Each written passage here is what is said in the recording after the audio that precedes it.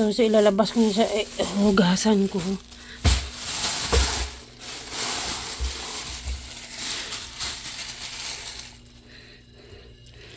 So, diba, ang fillet lang kinukuha nila. Ayan. Sa mga ulo. Andyan yung ulo ng lapu-lapu na iwan. Ang dami. Oh my gosh. Ano ba ito?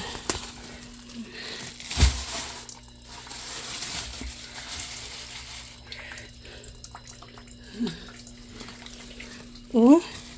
Isang bag, shopping bag talaga siya.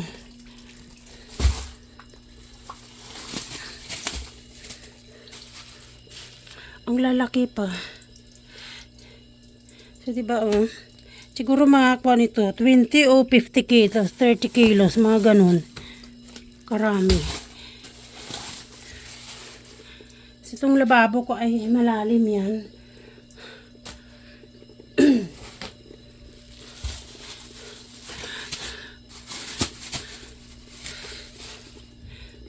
So, yan, kakakuan lang nila kanina, kahuhuli. Tapos nag-fili sila doon sa sa may lamesa, doon sa tabi ng, ayan. Paano ko ba ito kunin? Sa tabi ng dagat.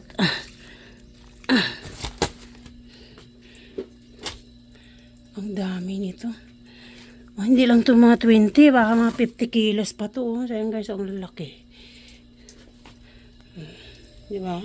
Lapu-lapo.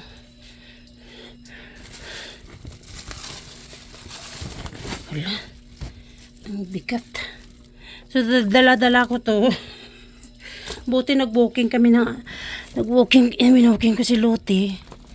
So, ayan. Binibigay lang din nila yung mga ulo eh.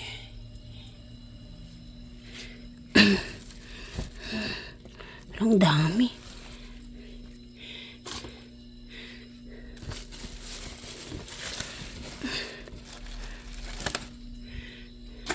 So, napuno na yung lababo. Itong lababo, malalim to eh. Napuno na siya. Tapos ang dami pa dito.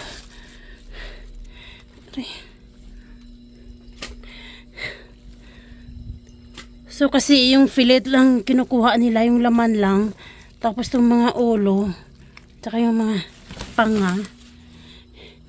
Kinukuha na nila. Tinatapon or papamigay kung may manghingi. Ang dami nilang nahuli kanina. Doon mayroon pang mga malalaki. Kailang umalis na kami ni Loti kanina kasi tanghali na. So ayan guys, napuno yung lababo ko. Oh.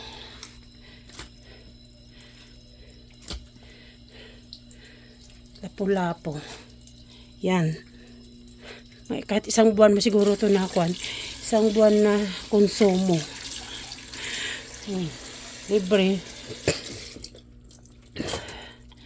na mga ulo ng lapu-lapu dito sa Bermuda Islands. Kaya puro isda talaga dito. Magsasawa ka.